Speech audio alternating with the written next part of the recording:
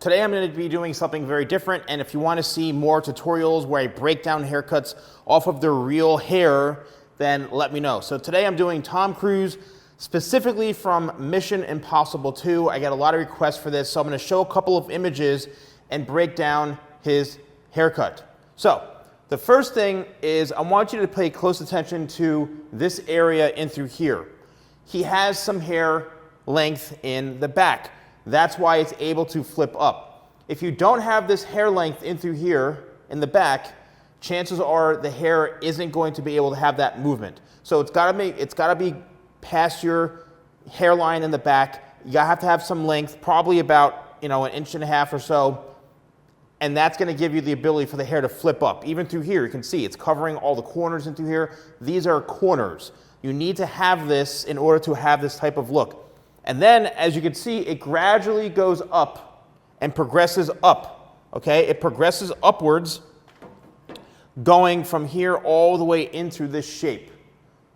Now, if you were to hold this out from the head, it would probably be the same length as this, which looks to be about 2 inches, no more than that. Same thing on the other side. You need to have that flow to where it goes into here. If you're somebody who doesn't really like to have hair sticking out, then fine, then get it cut shorter and have it tapered. But you're not going to have that same kind of messy look that he has kind of in through here. Now, as we progress, also, it's covering the ear for the most part, right? The length. This length comes down to probably about the bottom of the earlobe right in through here. If the hair was not balanced in through here, it would look very awkward. The fact that all of this really is seamlessly blended and layered in through the sides is really, really important. I'm going to show a couple of other images, but also pay close attention to right in through here. You can see these little feathered pieces. That's because the hair is layered properly.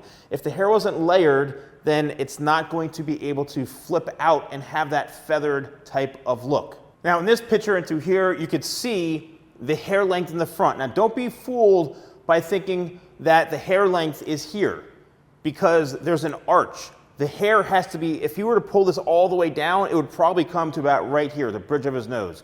So be mindful that if you're doing like a side parting, how he has, especially even in this image right here, with a side parting, it's going to loop around, or if you have a calic, it's going to be much longer than it is. If you get your hair cut and it's cut this length, it's going to shrink up and it's not going to look right. So you have to make sure you're leaving this front area longer. Now, once again, you can see all of this hair is coming down to about right in through here. This is probably cut, and I would say more of a square shape, which means that when the hair is brought out, it's layered horizontally, and then the corners are left like this. So that means that it's allowing the hair to lay flatter in through the side. So if you're someone who's got maybe a more rounded head shape and you want those corners to lay flatter, then you need to make sure that you are getting your hair cut in a more square shape, which means the corners are left this way to make it lay flatter. But his layers are around here, right? So it's probably brought up and then out to about right into this area here to have it slightly layered. Once again, you can see the length is here. However, if we were to pull this down, it would probably come to about right here, the bridge of the nose. Now, this may not be from Mission Impossible 2. However, it's fairly close. And this is a good example of what the hair could look like, maybe if it got a little bit longer. He obviously has hair much longer in the back and through here.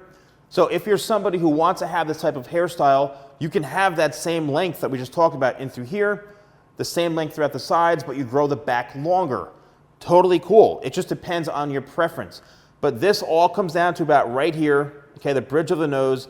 It's layered in more of a square shape, I would say, which means, once again, it's held up, and then the layers are more in through here.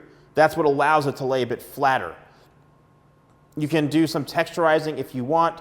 This is done on perfectly straight hair. Tom has, for the most part, pin straight hair. So if you want to achieve this look and you've got straight hair, it doesn't matter if it's fine, on the thicker side, you can achieve this type of look. If you have naturally wavy hair, obviously it's not going to flow like this unless you blow dry it and put some effort into the styling. But these flips in through here, this is all from layering. If I were to run my hands through his hair like this, it would just sit back and flow and have these nice feathered pieces. Once again, it's all because of layering. You have to determine where you want the layers to flow. Now, if you're someone, and I get questions all the time, if you are somebody who wants this haircut, don't worry about what do you say to the barber. Show them a photo. Go on the internet and download photos of Tom Cruise's hair or whoever's hair you want and show this to the professional. If they can't execute this and they're not consulting with you and sharing, if you are a good candidate for this haircut or not, then that's on them sucking. That's not your fault, that's just them. Don't worry about being your own hairstylist or barber. That's their job as a professional. So let me know if you liked, sorry Tom, I gotta step in, I'm gonna be Tom Cruise for a second. If you liked this video, I love doing these breakdowns. Leave me a list in the comments below of whose haircut you want me to break down. I can put images up on this large TV here that I have in my studio and I can break them down.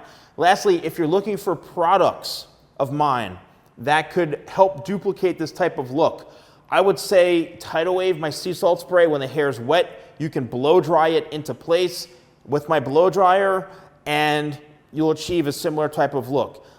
It's a very kind of matte, more natural feel, so you don't want to have tons of product.